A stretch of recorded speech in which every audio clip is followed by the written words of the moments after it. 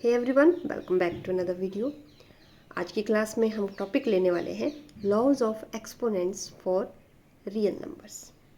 इससे पहले हम सिंप्लीफिकेशन कर चुके हैं रियल नंबर के केस में, रैशनलाइजेशन कर चुके हैं। अब एक्सपोनेंट्स के लॉज जो आपने पढ़े हैं 8th क्लास में, यहाँ इस पर क्या यूज़ होगा और कैसे यूज़ होगा, इसी के बेस पे है नेक्स्ट एक्सरसाइज। पहले तो हम कुछ प्रॉब्लम्स देख लेते हैं एक्सपोनेंट्स को रिमाइंड करते हुए।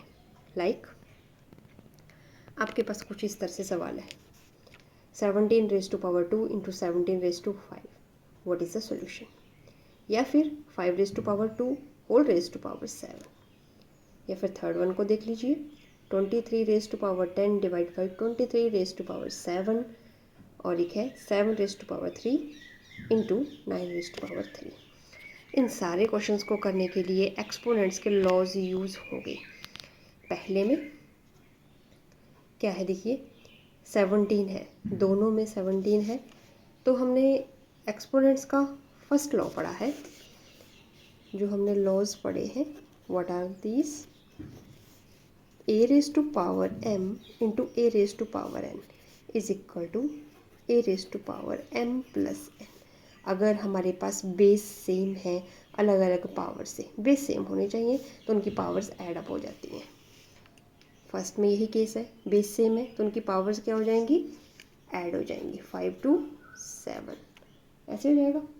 फिर 17 को 7 टाइम्स आप मल्टीप्लाई कर लीजिए, दैट इज़ द सोल्यूशन।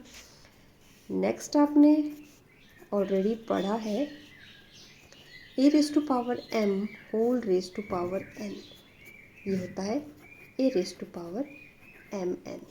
अगर बेस की एक पावर है और पावर के ऊपर भी एक पावर है, तो दोनों पावर्स आपस में मल्टीप्लाई हो जाती हैं।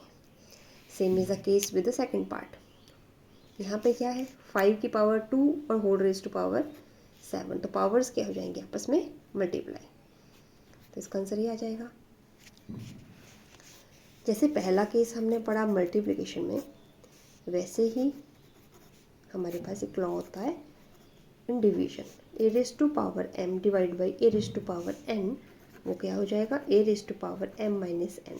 जब डिवीजन में होगी सेम बेस की डिफरेंट पावर्स, तो वो सब्ट्रैक्ट हो जाते हैं। अब यहाँ देखिए, सेम बेस की डिफरेंट पावर्स, तो वो क्या हो जाएंगी, subtract. 23 raise to power 7 minus 3, what is this, 3, ये हो जाएगा। 23 को 3 टाइम्स मल्टीप्लाई कर लीजिए, आपके पास आ जाएगा। ओके। और फोर्थ वन कैसे होगा, मान लीजिए ए रेज़ टू पावर m है, एक डिफरेंट बेस है हमारे पास b, उसकी भी पावर m है, तो यहाँ पे हम दोनों को अगर ऐसे लिख दें, तो उसका मतलब क्या है कि a की भी पावर m है और b की भी पावर m है, यही होगा। अब यही देखिए, यहाँ पे डिफरेंट बेस है बट पावर सेम है, तो हम क्या लिख देंगे, 7 into 9 whole raise to power 3, मतलब 63 रेज़ टू पावर 3। ठीक है, तो हमने सारी एक्सपोनेंट्स के लॉज का यूज़ कर लिया to solve all this questions. अब इसके बेस पे कुछ क्वेश्चंस देख लेते हैं। यहाँ रियल नंबर्स के केस में क्या होगा, कोई रियल नंबर a है, उसका nth रूट है, वो स्क्वायर रूट भी हो सकता है, क्यूब रूट भी हो सकता है, फोर भी हो सकता है, फिफ्थ भी हो सकती है पावर यहाँ पे। तो आप इसको कैसे लिख सकते हैं, जब सिंपल अंडर रूट है, इसका मतलब है a raise to power 1/2, root का मतलब यही है। अब n है, n की पावर, n की वैल्यू 1 2 3 4 5 कुछ भी हो सकती है, means A raise to power क्या आ जाएगा, 1/n। जैसे रूट के लिए 2 है, अंडरस्टूड होती है इसलिए हम लिखते नहीं हैं, तो 1/2 आ जाती है, इसलिए nth टर्म के लिए ए रेज़ टू पावर 1/n हो जाता है।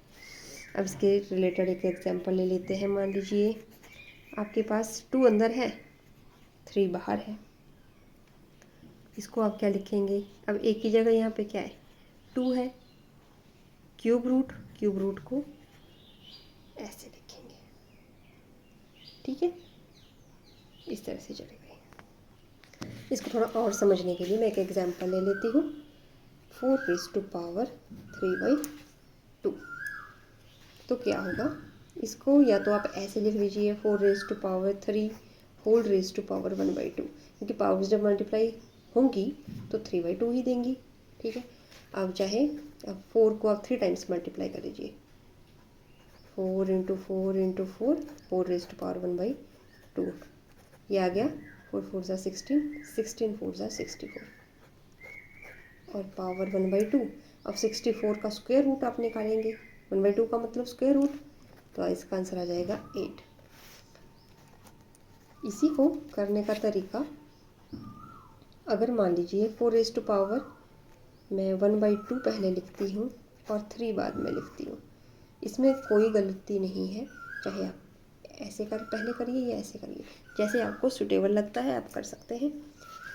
अब 1/2 का मतलब है स्क्वायर रूट, 4 का स्क्वायर रूट कितना होता है, 4 का स्क्वायर रूट होता है 2।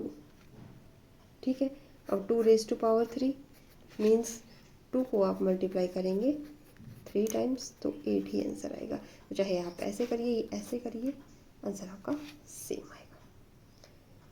इस तरह के क्वेश्चन देखेंगे हम एक्सरसाइज 1.6 में।